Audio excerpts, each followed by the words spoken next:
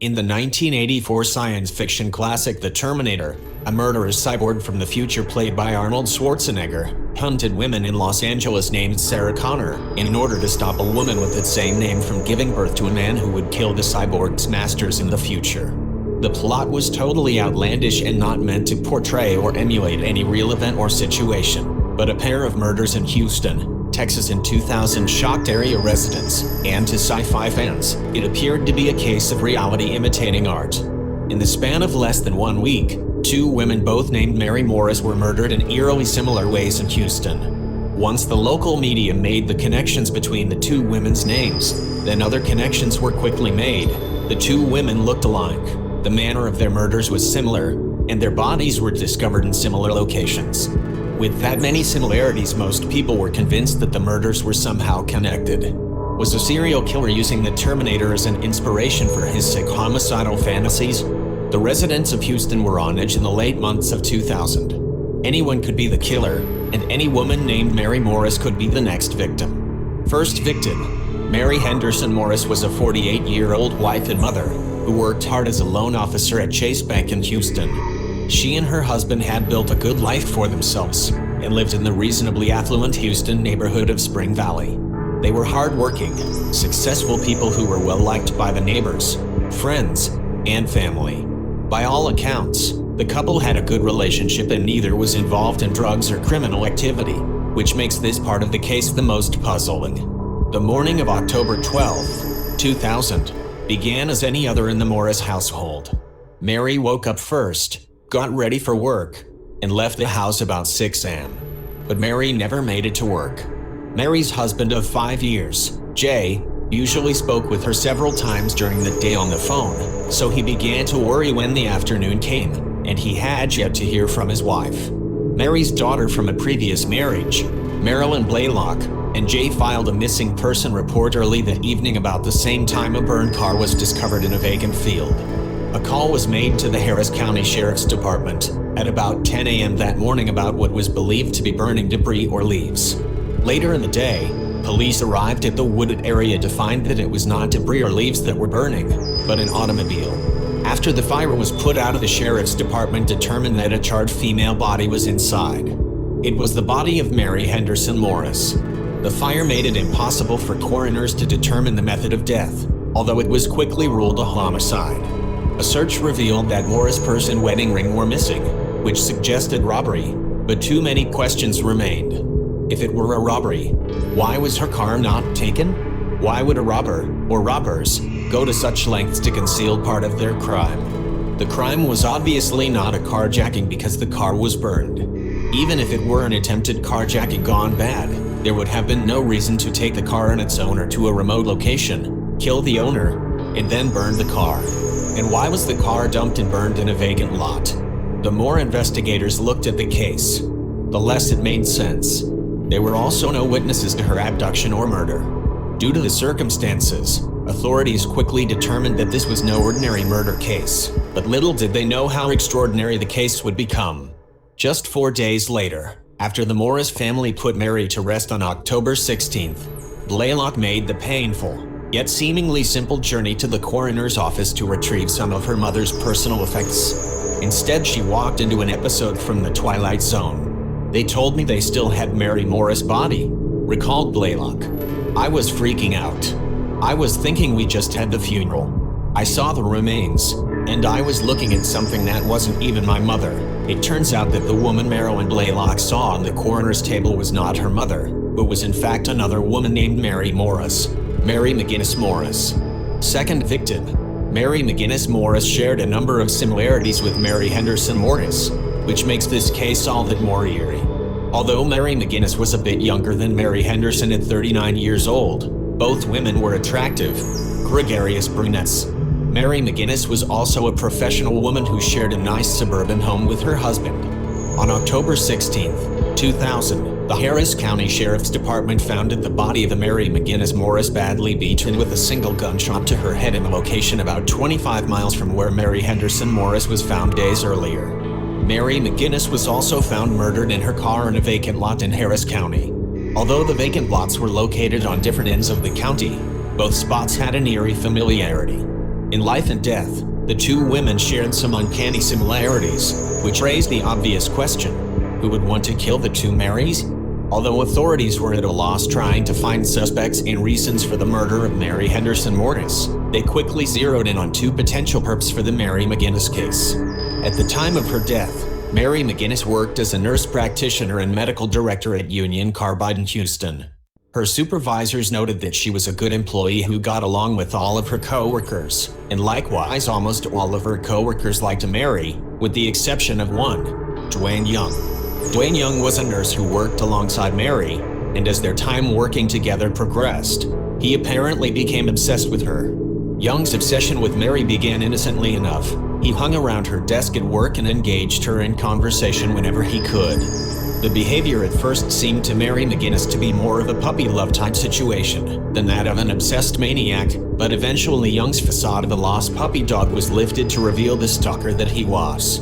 As Young's menacing looks and comments towards Mary reached a creepy crescendo, she found the words "death to her" scrawled on her desk calendar.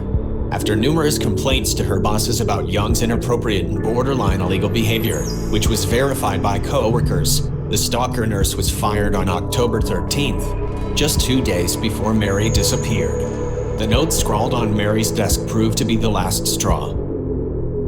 Weeks before her disappearance and death, Mary McGinnis bought a handgun that she kept hidden in her car. Owning a gun in the United States, especially in the state of Texas, is no big deal, and some even consider it not just a right, but an obligation. Mary McGinnis, though, was never a hunter or gun enthusiast, so when she started packing a pistol, her closest friends and family members knew that she was frightened of something or someone. Although Mary was a bit of a private person, she apparently felt that the threats from Young, or perhaps someone else, were grave enough that she needed to be armed, because she did tell a couple of her closest friends about the handgun. Mary was no expert in firearms, so her husband gave her the gun and showed her how to use it. Also, the day Young was fired, Mary's employers told her to stay home in order to defuse the situation, which turned into a scene anyway, as Young demanded to see Mary and had to be escorted out of the premises. October 15th was the last day Mary was seen alive. By all accounts, it was another Sunday for Mary McGinnis. She ran a number of errands and visited a friend named Lori Gemmell. According to Gemmell, McGinnis called her from a store during the afternoon to tell her, "There is someone here who is giving me the creeps." Not long after that call, McGinnis then called 911. The transcript of the 911 call has never been released to the public, but a detective who worked on the case and heard the tape said that it had their blood chilled listening to it. After the 911 call, Mary McGinnis' trail went cold. When Mary did not return home that evening, her husband of 17 years, Mike, filed a missing person report. In an unfortunate twist that brought Mary McGinnis' case together with Mary Henderson's, the body of McGinnis was found shot to death in a vacant lot outside of Houston. Despite the similarities of both women being found murdered in their cars, the method of murder was clear in the McGinnis case. She had died of a single gunshot to the head from her own gun. At first glance, it looked like a suicide, but as homicide investigators examined the scene more closely, they learned that the scene looked staged, and it was instead a poor attempt to throw them off. Mary had been beaten and gagged, and her car keys were left outside the car. Investigators quickly learned about Dwayne Young, who then went to the top of their suspect list. But as homicide detectives looked into Young's background, Mike Morris soon joined Young as a person of interest. Morris supplied investigators with samples of his DNA and gave initial interviews, but he declined to take a polygraph exam, hired an attorney, and refused to cooperate with investigators as the case dragged on. Morris also refused to allow his 16-year-old daughter to be interviewed by police. Since it is a person's constitutional right not to talk to police in the United States, Morris did nothing legally wrong in that respect, although his actions placed him further under the police radar. The more investigators focused on Morris, the more they learned that there was trouble in paradise at the Morris household. Although it was never proved, allegations of infidelity by both Mike and Mary surfaced. Infidelity is always considered as a motive in spousal murder. Whether it is murder to get rid of a spouse in order to be with a paramour, or done out of anger towards a cheating spouse, unfaithfulness must always be considered motive by police. The infidelity motive seemed to go nowhere, But it was not long before more perplexing inconsistencies came to light. It was learned that Mike had taken out a $500,000 life insurance policy on Mary, which alone is not enough to convict or even get someone arrested for murder. But greed is one of the most common motivations for murder throughout history. Then there was the mysterious phone call. Records indicate that on the afternoon of October 15th th, about 2 hours after she called 911, Mary received a call on her cell phone from Mike. Mike claims that he did in fact make the call when he was with his daughter at a movie, but that the call went straight to voicemail. Records show that the call was answered and lasted for 4 minutes. Morris claimed that the phone company must have made a mistake. Although it is possible that the phone company could have made a mistake, it seemed extremely convenient for the suspect in a murder investigation that such a mistake, which is nearly unheard of, would happen at this critical juncture. Mary McGinnis was also not robbed. In fact, the only valuable item that appeared to have been taken from her was a ring, which was later found in the possession of their daughter. Mike later told investigators that his wife had lost the ring before her murder, and that he and his daughter had found it in the house later. The final piece of circumstantial evidence that points towards Mike Morris as the perpetrator in his wife's murder is the actual murder weapon. The gun that was used to kill Mary McGinnis was actually Mike's gun. He gave the gun to Mary after Dwayne Young's stalking reached its peak, and only he and some of Mary's closest friends even knew about the gun or where she hid it underneath the seat. Clearly, many of Mary's friends, law enforcement, and the people of Houston in general began to think Mike was good for his wife's murder. But the evidence was just not there to make an arrest, never mind win a conviction in front of a jury. Eventually, Mike and his daughter moved back to his native West Virginia, where he still presumably lives to this day. But even if Mike Morris or Dwayne Young was responsible for the murder of Mary McGinnis Morris, the elephant in the room remains. Was her murder connected to Mary Henderson Morris? Once the theory of a homicidal cyborg from the future that came to Houston to kill women named Mary Morris was eliminated, investigators were left trying to determine if the two crimes were connected or just some strange, macabre coincidence. It is difficult to get past the two victims' similar names, appearance, the type of location where the bodies were discovered, the manner in which they were killed. Because of the plethora of similarities, many have concluded that either Mike Morris or Dwayne Young hired a hitman to kill Mary McGinnis, but in a cruel case of mistaken identity also killed Mary Henderson.